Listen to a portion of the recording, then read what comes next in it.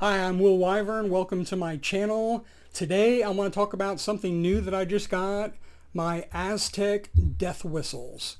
Now let's go into a little bit of history. I first saw these a few years ago. I was watching a documentary and they were talking about how they just found these and they were trying to find out what they were, how they were used, and there were a lot of theories. There were some of the biggest theories are they were blown by warriors before they went into battle to scare their opponents, kind of like a psychological warfare. Other people thought they were tools used to either scare away the dead or welcome in the spirits. Another person or another scientist had the theory that they were used by children to scare each other. Nobody knows. They can't find any type of documentation saying what they were for. One was actually found in the hands of a victim who was sacrificed. So the theory is that for some reason they let him blow on this to send his spirit to the next plane or the next realm, and then he still held on to it as he was sacrificed. Some even have theorized that it's nothing but a gimmick used to sell souvenirs to tourists. Nobody knows, but I've been fascinated by them. And about a month or two ago, I was browsing the internet and I saw some people were doing little YouTube videos about them. And again, my interest was piqued. I was really curious about them. So I went ahead and did some research and I said, heck with it, I'm going to buy a couple. Now, I know this is a sensitive subject for some, and I respect all opinions. These are my opinions. I know some people feel that the only people who have a right to use these are people from South America, Aztecs. They believe things are culturally appropriate or culturally restricted. I do not believe that. I do not believe knowledge is secret or should be held away from other people, that only certain cultures or races or religions should have access to certain knowledge. I believe knowledge is for everyone. I believe everyone has the right to learn, to be educated, to know things. Now, 14 plus years I've spent overseas. I've lived in Europe, I've lived in Asia, I've visited Central and South America. In all those years, all those places that I lived, I would immerse myself in the culture. I would get to learn locals, I'd try to learn some of the language, and I would ask them, teach me, show me, share your culture with me. And not once did anyone say, no, that's secret. Not once. Everybody welcomed me with open arms. They were willing to share with me.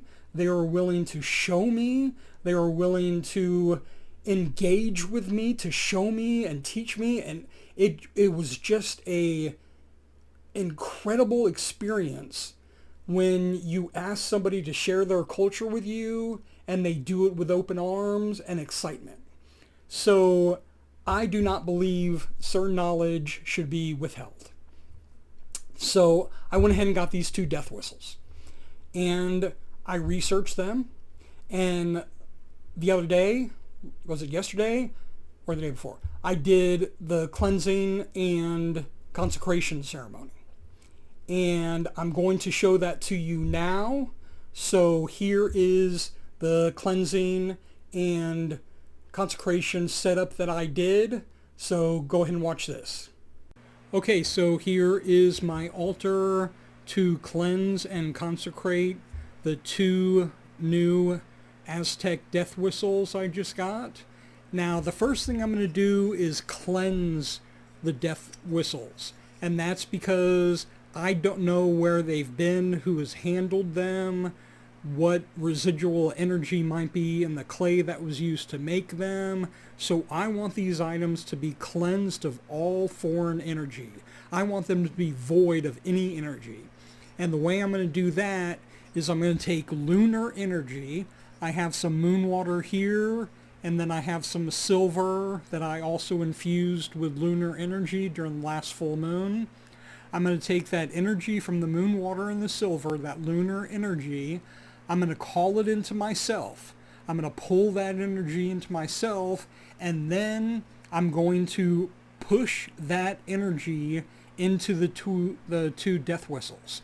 I'm going to push that lunar energy in, and I'm going to use that push, that force of energy, to push out all the negative, old, just energy that I'm not comfortable with, or energy that I don't know. I'm going to use that lunar energy to push out all that energy.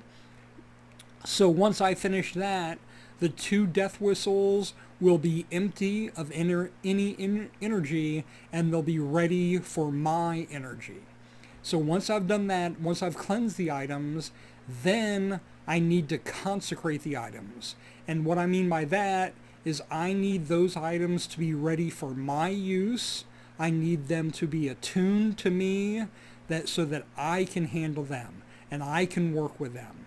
And the way I do that with these two items, I'm going to call on Hecate, because just something screams to me that Hecate is the deity I need to bless these items. I need Hecate to bless these items and make these items consecrated to me, attuned to me.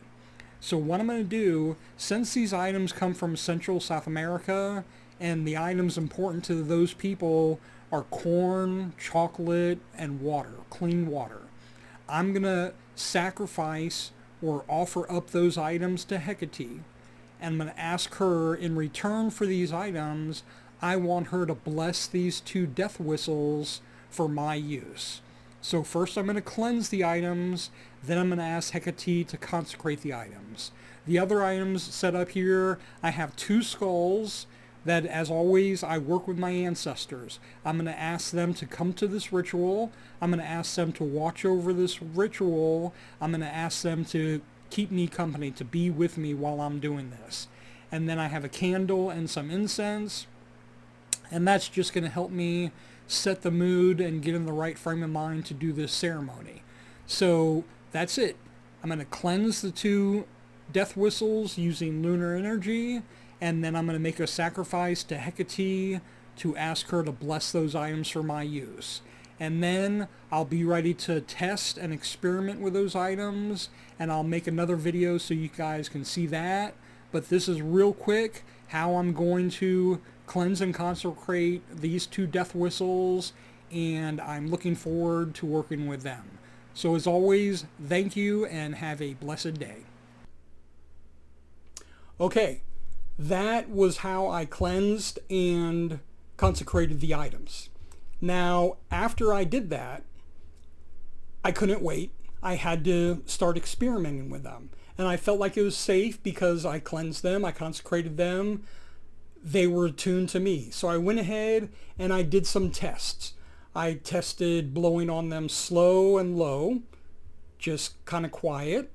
And then I blew on them loud and hard to see how they sounded then. And then what I did, and this is why I recommend everyone should have a journal or a book of shadows, I went ahead and I wrote down immediately after I tested them, I wrote down in my book of shadows what I felt, what my reaction was. I'm sure that's going to change the more I use them, but I wanted to know what my initial feeling was, my first reaction, so I wrote it down to keep in my book of shadows. And let me go ahead and show you the picture of what I wrote in my book of shadows.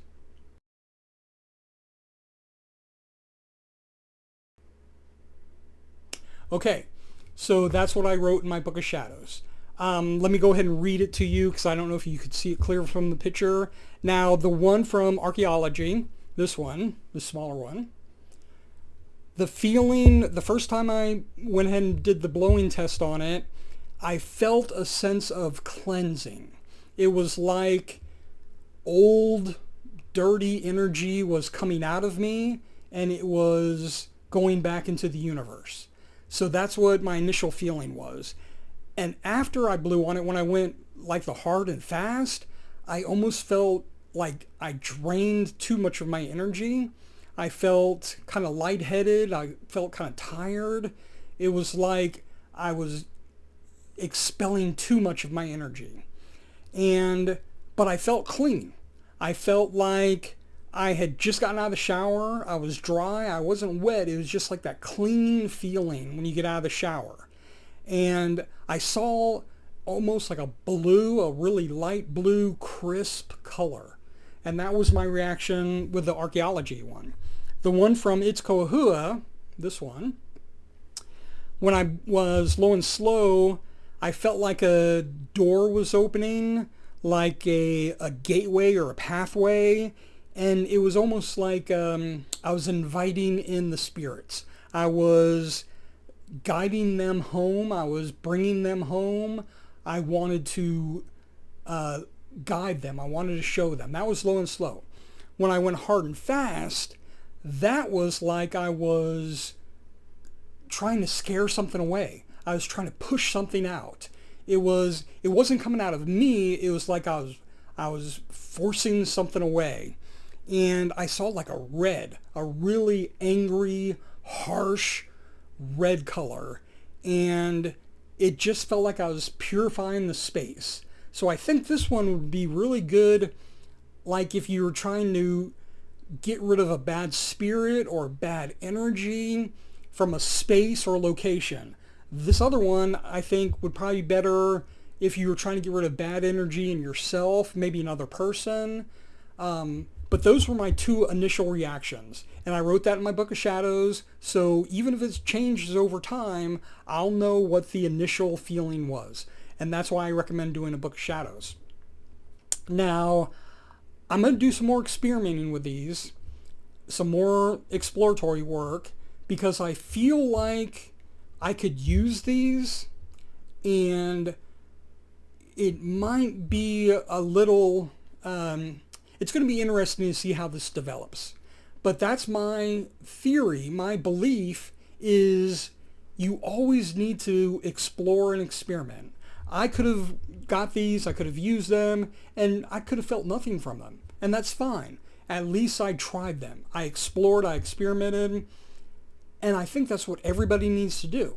So if you see something and you're curious about it, you're fascinated by it, you want to learn more about it, I think you have every right to. Even if it's not your culture, your religion, your belief, whatever.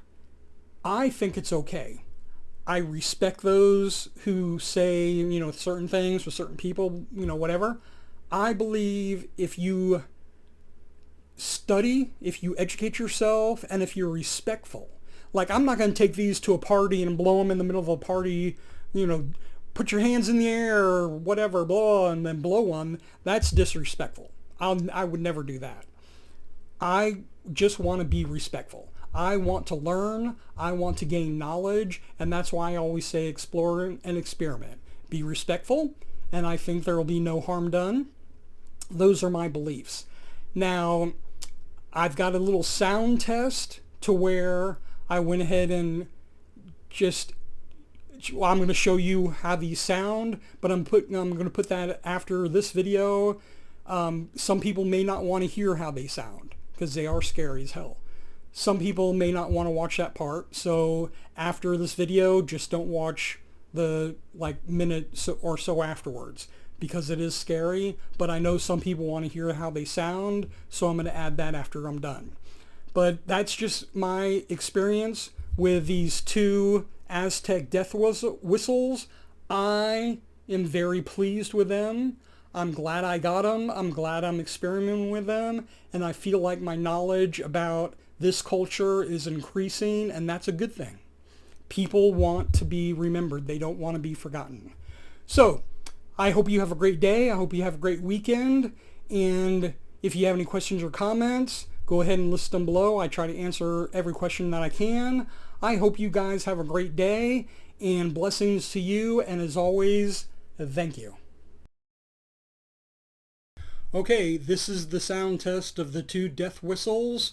The first one is the one from archaeology. Let me let you get a look at that one. And first I'm going to blow kind of low and slow.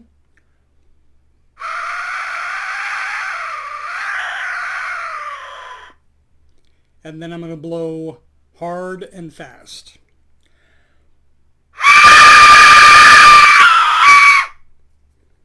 Okay, that's the one from archaeology. This is the one from It's Kahua, something like that. Let you see that one. And again, we're going to do it low and slow. And then hard and fast.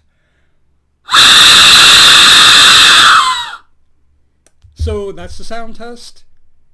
There you go.